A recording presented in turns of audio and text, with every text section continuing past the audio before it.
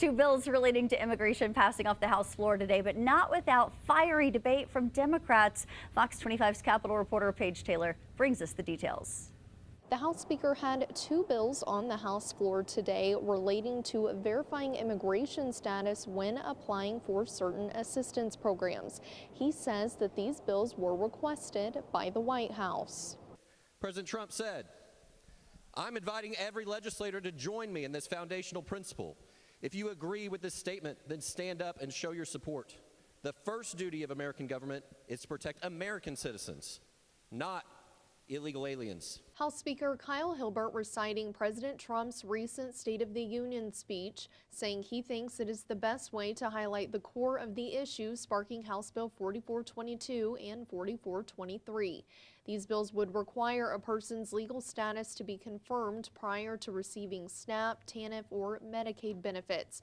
Hilbert says Oklahoma's error rate is too high. And I have never claimed and won't ever claim that this bill is going to fix our error rate by itself, but I do think it needs to be part of the conversation that we're having as we're trying to get our error rate down to 6%, of ensuring that we're making sure that our tax dollars are going where they should go.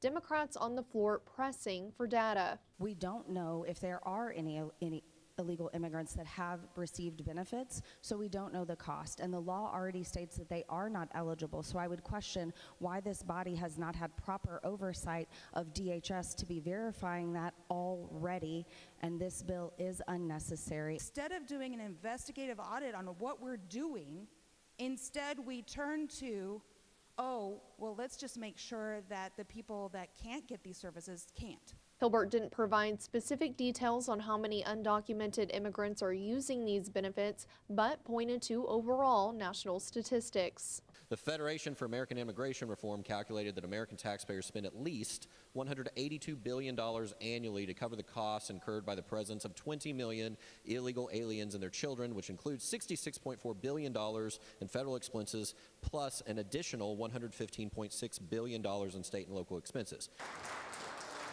Cheers from Republicans as the bill passed with only no votes from Democrats. These bills now begin working their way through the legislative process on the Senate side, where Senate Pro Tem Lonnie Paxton is the Senate author. Reporting at the state capitol, I'm Paige Taylor.